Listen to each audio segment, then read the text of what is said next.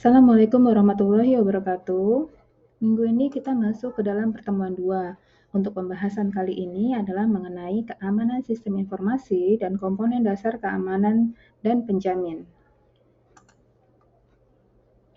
Menurut David Kahn dalam bukunya The Code Breakers, dia membagi masalah pengamanan sistem informasi menjadi 2 kelompok. Yang pertama adalah tentang security-nya, terus lalu yang kedua adalah tentang intelligence. Apa sih bagian yang dikaitkan atau yang berhubungan dengan security? Nah, di sini dikaitkan dengan pengamanan datanya. Gimana cara aksesnya, siapa aja yang boleh akses, dan lain sebagainya.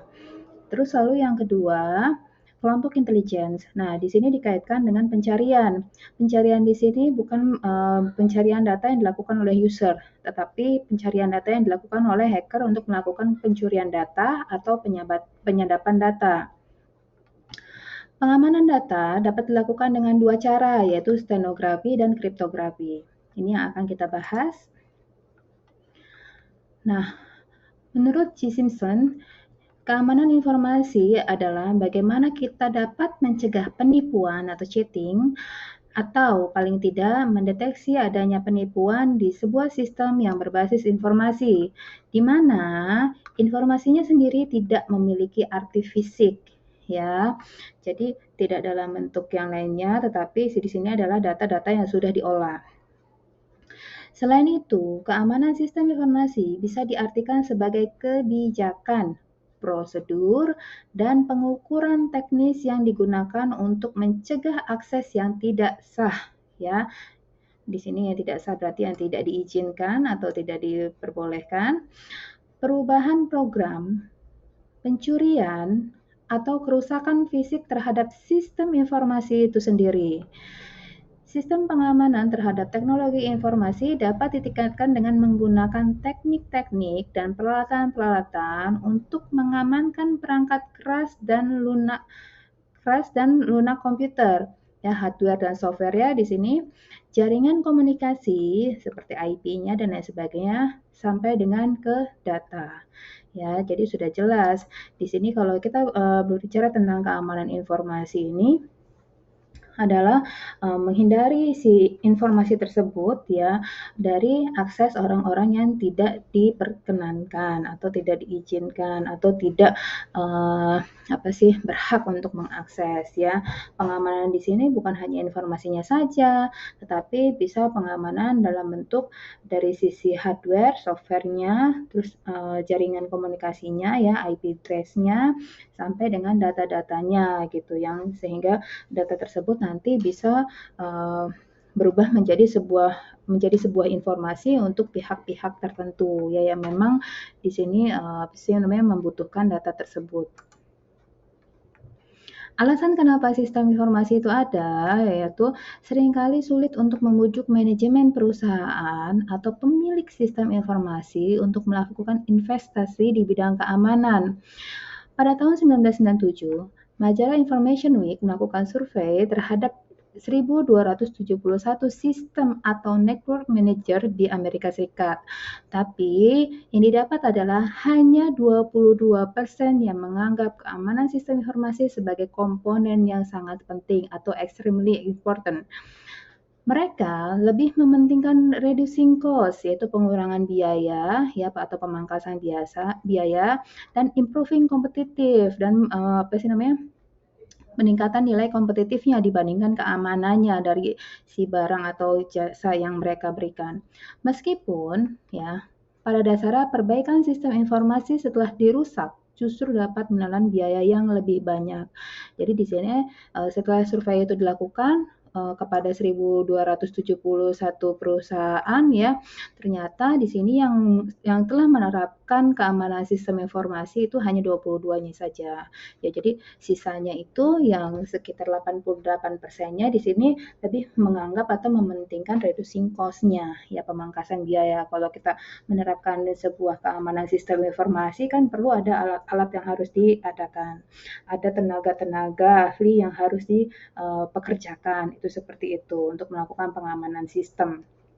Ya, tentu, untuk kita mengadakan, hal-hal tersebut, kita perlu biaya tambahan di dalamnya, itu seperti itu. Nah, tapi kebanyakan, dari pihak manajemen itu kurang menyadari pentingnya untuk menjaga informasi yang perusahaannya miliki, itu seperti itu. Dan mereka menganggap, untuk keamanan itu istilahnya tidak perlu diadakan, karena dari sisi istilahnya, bisnisnya sendiri sebenarnya keamanan itu istilahnya hanya untuk melakukan penjagaan, dia tidak menghasilkan, maka itu, mereka pangkas karena tidak menimbulkan benefit, itu seperti itu. Atau dia lebih, mengarahkan atau mengedepankan improving kompetitifnya kayak gitu, peningkatan nilai kompetitifnya dari barang atau jasa dia sendiri dibandingkan, mengeluarkan biaya untuk keamanannya. Padahal kalau misalkan dilihat lebih jauh, ini akan lebih sangat berbahaya kalau misalkan terjadi pencurian data dan lain sebagainya. Karena kalau misalkan sudah terjadi pencurian data, pengerusakan dari hardware dan softwarenya, malah biaya perbaikannya ini akan lebih mahal. Itu seperti itu ya. Meskipun sering terlihat sebagai besaran yang tidak dapat langsung diukur dengan uang atau intangible, keamanan sebuah sistem informasi sebetulnya dapat diukur dengan besaran yang uh, yang dapat diukur dengan uang atau tangible. Dengan adanya ukuran yang terlihat, mudah-mudahan pihak manajemen dapat mengerti pentingnya investasi di bidang keamanan ya. Rata-rata orang manajemen kan istilahnya mereka mementingkan untuk pendapatan ya, income-nya kayak gitu. Mereka dari sisi misalnya sistem informasinya karena mungkin memang mereka bukan berasal dari orang-orang yang sadar akan pentingnya untuk menjaga sebuah informasi, mereka kurang aware di dalamnya, itu seperti itu. Ya, jadi kesadaran manajemen memang masih banyak yang kurang melihat pentingnya sebuah informasi. Ya, kalau nggak salah waktu itu pernah ada Tokopedia atau apa itu yang datanya dicuri, itu seperti itu. Walaupun dari pihak manajemennya sendiri mengatakan kalau tidak terjadi pencurian data dan lain sebagainya. Nah, ada beberapa teknik yang tadi sudah disebutkan, ada salah satunya adalah kriptografi. Di sini kriptografi adalah kriptografi ini merupakan ilmu dan seni untuk menjaga pesan agar aman. Yang berarti kripto, berarti secret, rahasia, dan grafi, berarti writing, tulisan. Jadi tulisan rahasia ya, yang disamarkan.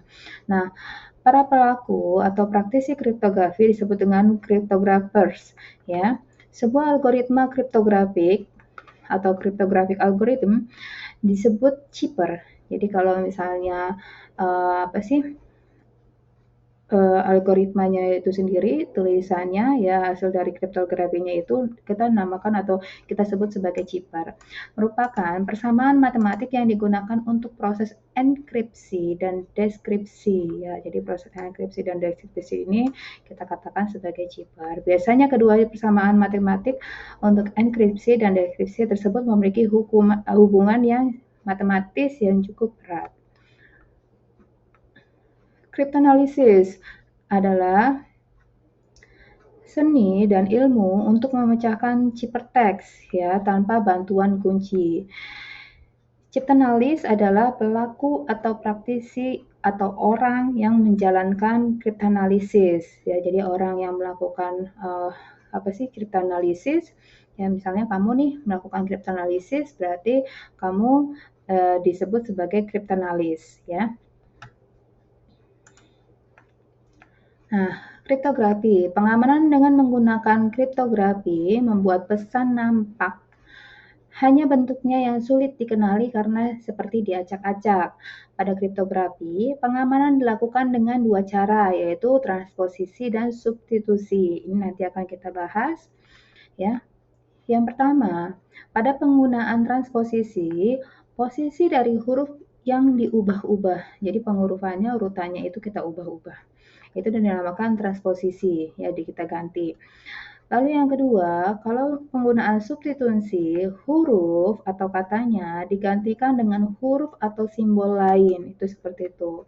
Kayak misalnya di sini BSI, nah plain text-nya BSI, tapi nanti pas pada saat setelah kita melakukan substitusi nanti hurufnya bisa beda-beda kayak gitu, bukan BSI ya. Enkripsi, proses yang dilakukan untuk mengamankan sebuah pesan yang disebut sebagai plain text ya. Jadi pesan awal itu kita namakan sebagai plain text, menjadi sebuah pesan tersembunyi disebut ciphertext ya. Jadi ciphertext ini adalah plain text yang sudah diubah dengan menggunakan enkripsi. Adalah encryption ya. Ini sudah jelas ya. Ciphertext adalah pesan yang sudah tidak dapat dibaca dengan mudah. Menurut ISO 74982, terminologi yang lebih tepat digunakan adalah encipher. Jadi enkripsi ciphertext dinamakan adalah encipher. Proses sebaliknya, untuk mengubah ciphertext ya menjadi plain text disebut dengan deskripsi. Jadi dibalikan. Ciphertext yang tadinya istilahnya pas pada saat kita mengirim pesan awal ini plain text ya, pas pada saat kita lakukan pengiriman pesan kita nanti akan dilakukan enkripsi ya. Di sini dikatakan menurut ISO 7498 adalah encipher. Nah, pas pada saat setelah dilakukan encipher, kita lakukan pengiriman agar si user bisa menerima plain text awalnya, maka dilakukan deskripsi atau description ya. Nah, di sini menurut ISO dikenal sebagai decipher ya. Jadi kalau misalnya encipher itu enkripsinya, decipher adalah deskripsinya. Enkripsi digunakan untuk menyandi data-data atau informasi sehingga tidak dapat dibaca oleh orang yang tidak berhak. Dengan enkripsi data dari disandikan dengan encrypted dengan menggunakan sebuah kunci atau key. Untuk membuka deskripsi data tersebut digunakan juga sebuah kunci yang sama dengan kunci menggunakan enkripsi ya. Untuk kasus private key kriptografi dengan menggunakan kunci yang berbeda untuk kasus public key kriptografi. Jadi kalau misalkan untuk private text kriptografinya ya kita menggunakan enkripsi, tapi kalau misalkan untuk kasus publiknya ya pas pada saat untuk pengaksesannya itu kita gunakan adalah deskripsi. Nah, ini adalah gambaran dari proses enkripsi data ya, di mana plain text atau teks awal atau pesan awal ini kita kirimkan ya. Pas pada saat plain text atau teks awal ini kita kirimkan, maka di sini terjadilah enkripsi data, di mana plain text yang tadinya kita kirim misalnya BSI, di sini akan diubah sesuai dengan metode yang digunakan untuk melakukan enkripsi. Ya, ini dikatakan sebagai kunci enkripsi. Jadi pertama ini dikunci.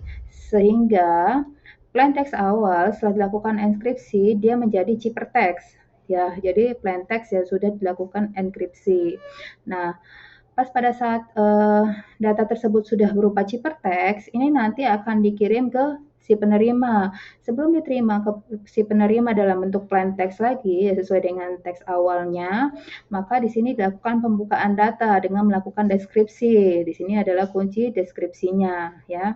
Sehingga ciphertext setelah kita lakukan deskripsi, maka nanti akan menghasilkan plain text yang siap diterima oleh si user. Ini adalah diagram proses enkripsi dan deskripsinya.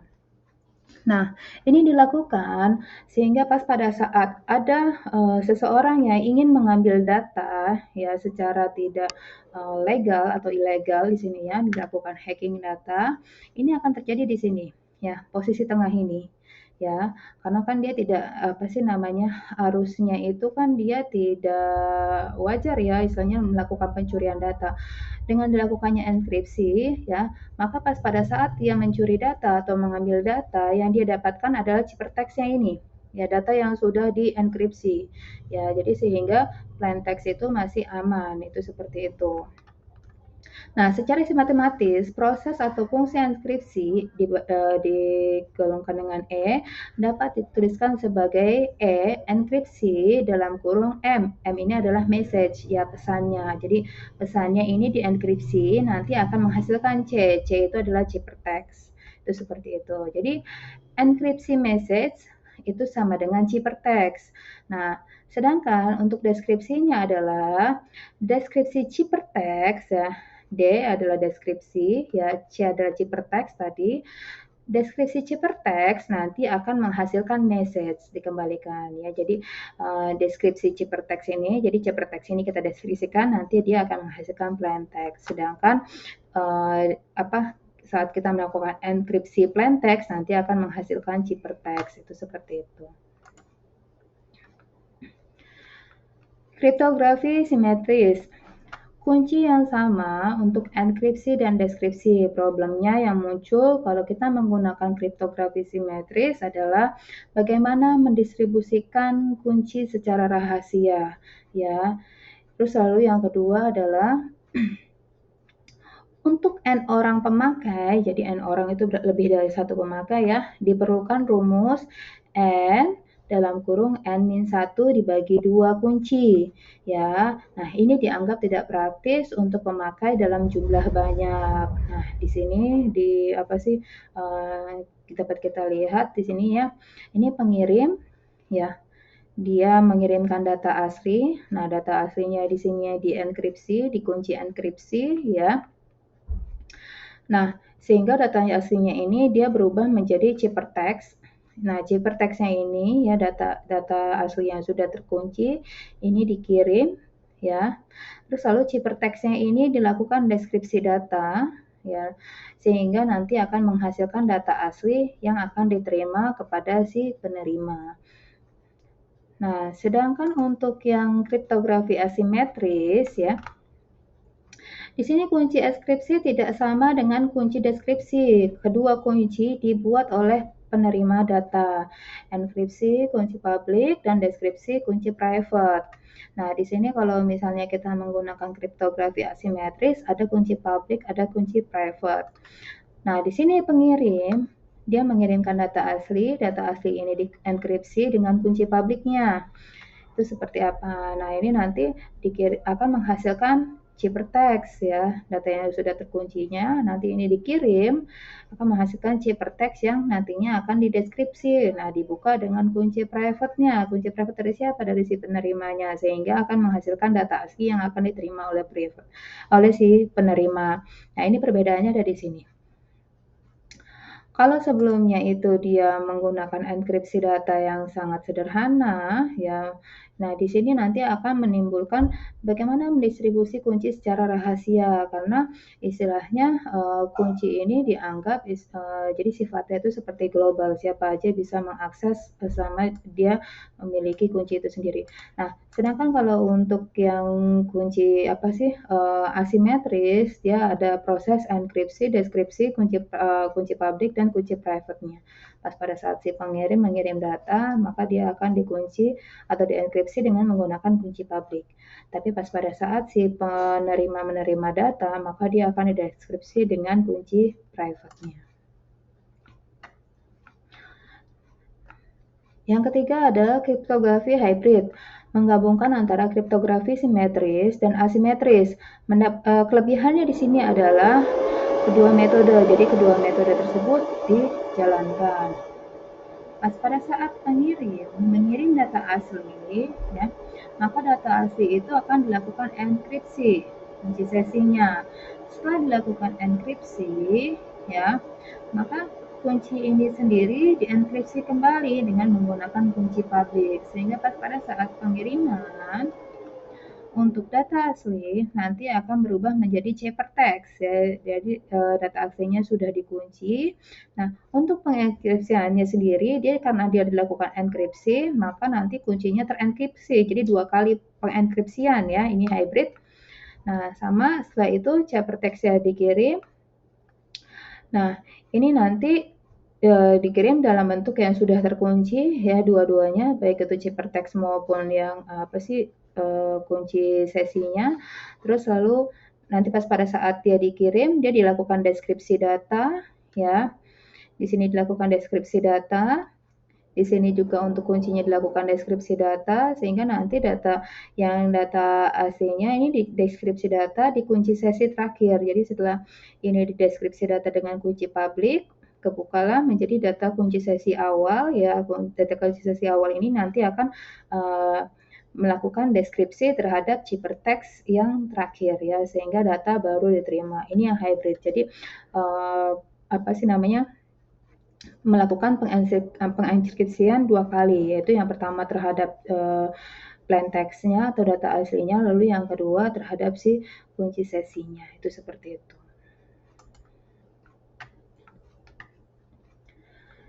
Infrastruktur kunci publik. Pengamanan komunikasi data untuk keperluan publik antara institusi, individu dengan institusi, individu dengan individu. Nah, di sini timbullah kebutuhan komunikasi yang aman. Lalu heterogenitas pemakai, ya, jaringan komunikasi yang kompleks, ya. Jadi dengan adanya infrastruktur kunci publik di sini kita dapat melakukan komunikasi yang lebih aman dan lain sebagainya. Kedua adalah komponen infrastruktur kunci publik. Di sini contohnya adalah tanda tangan digital atau digital signature untuk menjamin keaslian dokumen digital yang dikirim. Terus lalu yang kedua ada otoritas sertifikat atau sertifikat authority. Ini lembaga yang mengeluarkan sertifikat digital seperti bukti kewenangan untuk melakukan transaksi elektronik dan lainnya. Nah, kayak misalnya di handphone kita itu kan juga ada ya sertifikat authority-nya dan lain sebagainya. Ini contohnya ya.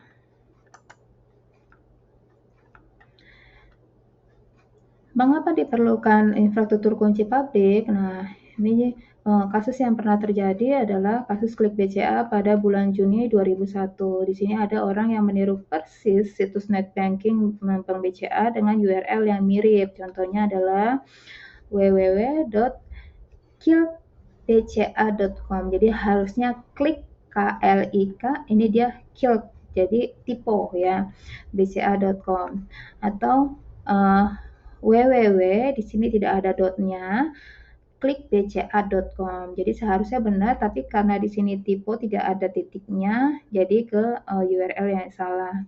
Terus lalu yang kedua adalah www.klikbca.com, pakai spelling Inggris C, jadi klik bca.com harusnya menggunakan K. Nah, situs tersebut menerima informasi login dari nasabah BCA, user ID dan passwordnya. Nah, ini ya.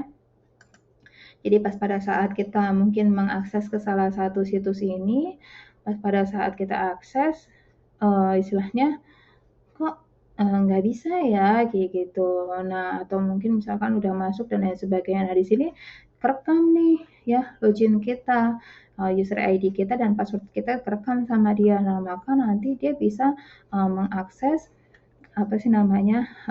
halaman net banking kita dengan menggunakan user ID dan password kita yang sudah terekam. Jadi kita melihat kok kayaknya ada bermasalah ya kayak gitu. Nah, padahal tanpa disadari ternyata oh iya kita salah link, kita salah URL kayak gitu. Nah, pas pada saat itu juga ternyata user ID dan password kita juga diambil, itu seperti itu ya. Kalau misalnya kita aware, mungkin kita bisa melakukan pengaduan dan lain sebagainya untuk melakukan pemblokiran dan lain sebagainya. Tetapi kalau misalnya kita kurang aware dengan teknologi, mungkin kita menganggap oh iya salah, udah gitu aja. Gitu padahal kita nggak tahu orang yang mendapat informasi mengenai user ID dan password kita ini nakal nggak nih atau misalkan memang sengaja untuk melakukan kejahatan atau tidak, itu seperti itu. Nah, apa yang akan terjadi kalau misalnya user ID dan password kita jatuh ke tangan yang salah, maka yang akan terjadi adalah penyalahgunaan data kita. Itu seperti itu ya.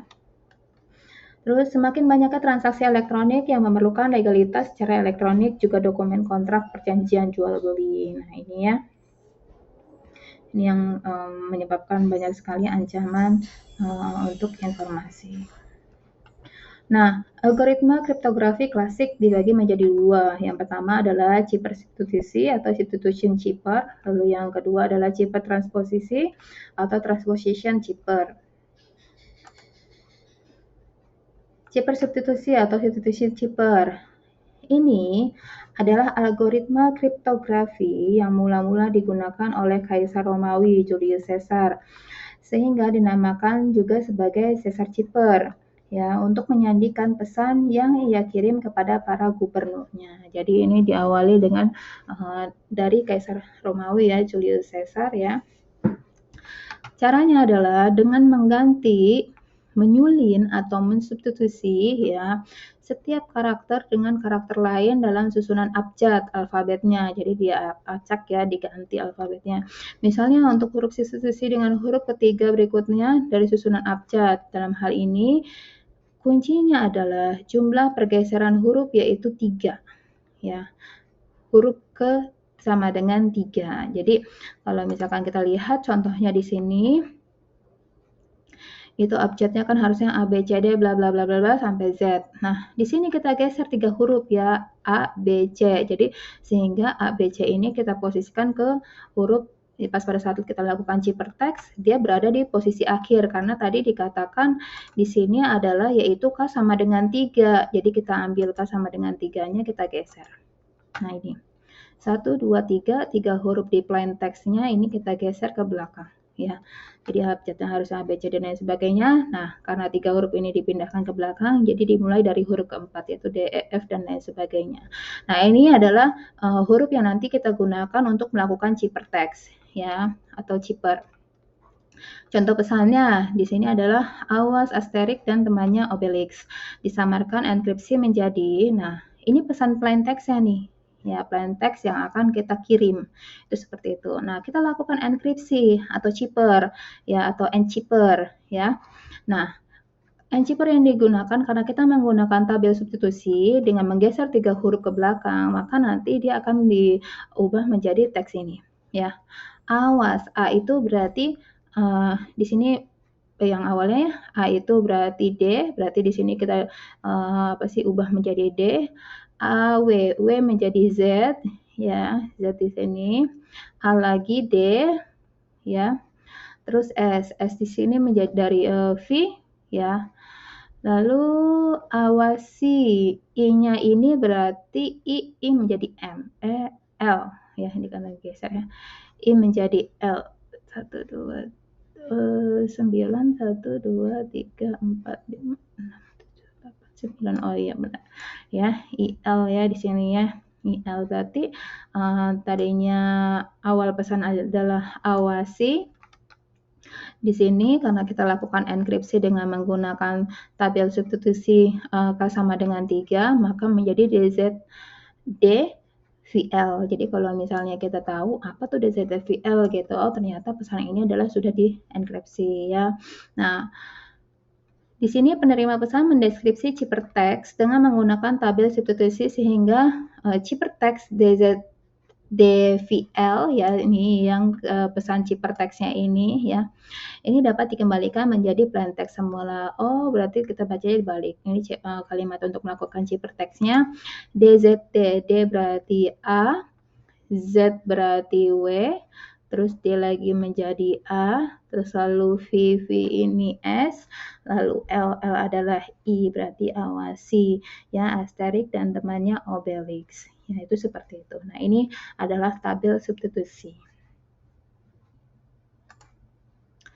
Selanjutnya adalah ciphertext transposisi. Nah, pada ciphertext transposisi, plain text tetap sama, tetapi urutannya diubah. Dengan kata lain, algoritma ini melakukan transpose terhadap rangkaian karakter di dalam teks. Nah, nama lain untuk metode ini adalah permutasi, jadi pemindahan ya. Karena transpose setiap karakter di dalam teks sama dengan mempermutasikan karakter-karakter tersebut ya. Jadi kalau misalnya tadi substitusi dia menggunakan tabel substitusi ya ada ketentuannya di sini K3. Nah, tapi kalau yang transposisi dia mengubah bentuknya ya. Memindahkan bentuknya. Nah, cipher transposisi contoh misalnya plain text-nya adalah Departemen Teknik Komputer BSI. Untuk mengenkripsi pesan, plain text ditulis secara horizontal, jadi lurus ya. Ke samping dengan lebar kolom tetap sama. Misal selebar 6 karakter kunci sama dengan K6. Jadi kuncinya sama dengan K6 dengan menggunakan cipher transposisi. Maka akan menjadi dipotong nih. The part ya Ini kan 6 huruf, nanti dipotong lagi MNT ya, departemen T.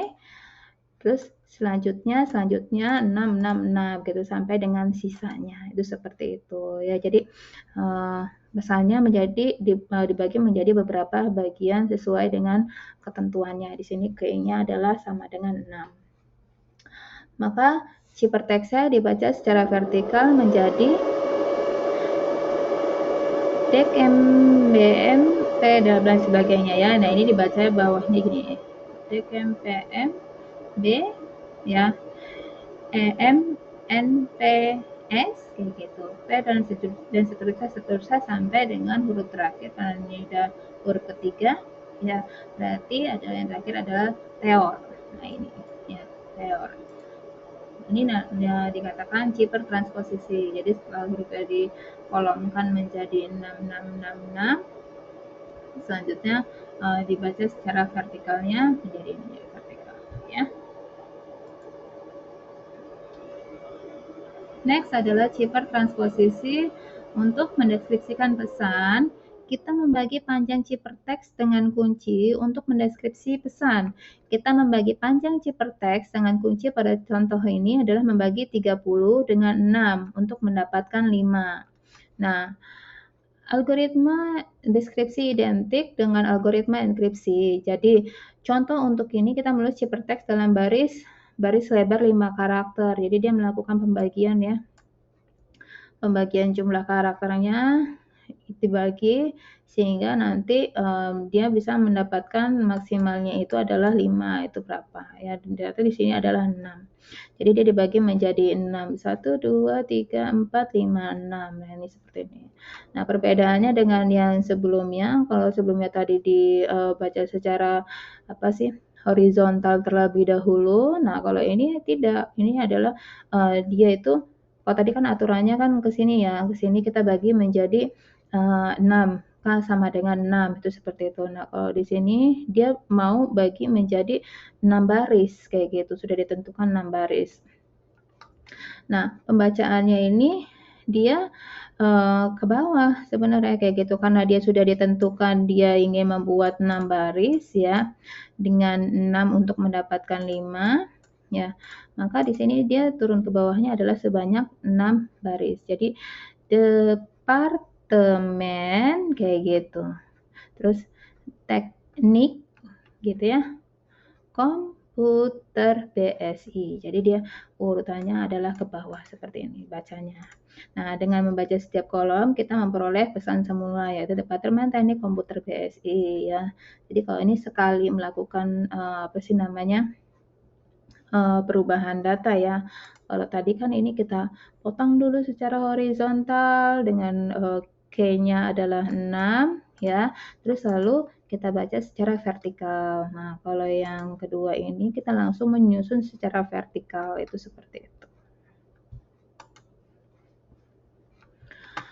Berbagai solusi enkripsi modern. Yang pertama, data encryption standar atau DES, dikenal sebagai data encryption algorithm atau DEA, ya. DEA oleh ANSI dan DEA1 oleh ISO. Jadi ISO mengenalnya adalah DEA1 ya, DEA1. Tapi kalau ANSI dia mengenalnya sebagai DEA. Merupakan algoritma kriptografi simetris yang paling umum digunakan saat ini. Aplikasi yang digunakan DES antara lain enkripsi dari password di sistem unik ya. Terus lalu berbagai aplikasi di bidang perbankan. Nah, yang kedua adalah Enigma Router Machine. Enigma Router Machine merupakan sebuah alat enkripsi dan deskripsi mekanik yang digunakan dalam Perang Dunia Kedua oleh Jerman. Jadi dulu pada saat Perang Dunia Kedua, Jerman menggunakan Enigma Router Machine ya. Ini untuk melakukan perubahan datanya agar tidak mudah dilacak. Nah, beberapa keamanan yang bisa digunakan itu ada IP security atau dikenal di orang jaringan ada IPsec ya. Nah, ini di IP security ini dia melakukan enkripsi public dan private key ya.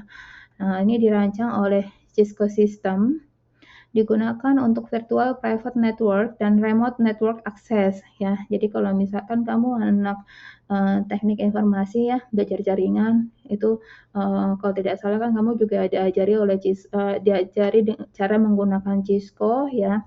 Bahkan ada untuk sertifikasinya juga. Nah, di Cisco sendiri dia apa sih namanya di aplikasi Cisco sendiri dia ada apa sih namanya ya fungsi yang sudah disediakan oleh Cisco untuk melakukan pengamanan data itu seperti itu ya baik untuk IP-nya sendiri maupun misalnya untuk melakukan pemblokiran terhadap situs-situs yang istilahnya tidak dikenal dan lain sebagainya. Nah, ini sudah menyediakan untuk yang Cisco sistemnya sendiri. Terus lalu yang kedua adalah MD5. Nah, ini yang sering mungkin kalian dengar kalau misalnya pas pada saat apa sih namanya kalian membuat sebuah program terus kamu kemarin menggunakan misalnya MySQL ya database-nya terus di situ ada pengubahan atau pilihan untuk MD5 ya datanya di MD5. Nah, ini MD5 ini dirancang oleh Profesor Robert Rivers pada tahun 1991, tetapi cepat tapi kurang aman. Kenapa dikatakan kurang aman? Karena di sini MD5 itu untuk bitnya terbatas, dia hanya sampai 128 bit saja. Itu seperti itu, sehingga dianggap kurang aman karena kenapa? Karena saat terjadi brute force ya dia apa sih namanya lebih cepat untuk ditemui atau diketahui itu seperti itu. Nah, selanjutnya adalah program Pretty Good Privacy atau PGP dan Secure Shell atau SSH. Nah, program PGP digunakan untuk mengenkripsi dan menambahkan digital signature dalam data yang dikirim. Itu seperti itu ya. Nah, sedangkan untuk program SSH digunakan untuk mengenkripsi session telnet ke sebuah host ya. Jadi kalau misalnya kita melakukan remote apa sih namanya? Remote server dan lain sebagainya ya. Ini apa sih nama apa sama program SSH ini dia melakukan enkripsi datanya itu sendiri. Jadi di sini supaya kenapa? Supaya tidak terjadi DOS ya. Terus lalu yang kedua selanjutnya adalah kelemahan dari enkripsi sendiri. Yang pertama adalah penanganannya salah atau kesalahan manusia, kurangnya manajemen data enkripsi ya. Jadi dari pihak manajemen atau orang yang melakukannya sendiri ini kurang manajemen data enkripsinya. Terus lalu yang kedua adalah kekurangan dalam chipper itu sendiri ya. Jadi chipper yang tadi kita maksudkan adalah di sini pengubahan enkripsi dan dekripsi datanya itu kurang ya. Terus lalu yang ketiga serangan brute force. Nah, brute force ini adalah serangan yang dilakukan oleh para hacker untuk istilahnya apa sih namanya ya? Sederhananya adalah mencoba-coba sandi. Itu seperti itu. Nah, itu serangan yang dilakukan hacker dengan melakukan pencobaan sandi itu dikatakan sebagai brute force. Jadi kalau yang tadi kan di sini kan katanya MD5 cepat tapi kurang aman karena kenapa bitnya itu hanya 128 bit saja, tapi ada lagi yang tingkatannya yang lebih tingginya ada SHA kalau nggak salah ya. SHA itu bitnya lebih banyak daripada MD5 ya. Itu bisa sampai 200 sekian bit ya, bahkan ada kalau nggak salah SHA 2, 3, 4 kayak gitu. Nah, itu semakin tinggi SHA-nya itu bitnya semakin banyak juga. Nah, bit yang di sini nanti yang istilahnya menentukan istilahnya kan kalau semakin banyak bit berarti semakin banyak kata yang harus kita tebak. Nah, itu di situ ya. Kalau misalkan bitnya hanya sedikit berarti semakin cepat untuk ditebak untuk kata sandinya dan lain sebagainya. Nah, ini ya. Kelemahan dari enkripsi adalah serangan brute force yang terakhir. Ya apa sih namanya melakukan percobaan kata sandinya. Selesai. Ya. Ini adalah tadi pembahasan kita dalam materi keamanan sistem informasi dan komponen dasar keamanan dan penjamin ya. Sampai di sini, jika ada yang ingin ditanyakan, kita bisa lanjut ke grup WhatsApp kita ya di kelas. Silakan kalau yang ada yang ingin tanyakan. Setelah ini nanti akan ada tugas yang harus kalian kerjakan sebagai tugas pertemuan kita kali ini yang nanti akan diambil sebagai nilai kehadiran juga. Jadi kalau misalnya, "Bu, saya sudah absen," kayak gitu, "tetapi kok absen saya berubah ya, Bu? Kenapa?" Bisa jadi kamu tidak mengerjakan tugasnya, karena kalau untuk pertemuan kita menggunakan video pembelajaran seperti ini, kehadiran itu saya ambil dari keaktifan. Keaktifan berarti saya ambil dari tugas. Itu seperti itu ya. Sampai sini saya akhiri. Terima kasih banyak. Wassalamualaikum warahmatullahi wabarakatuh.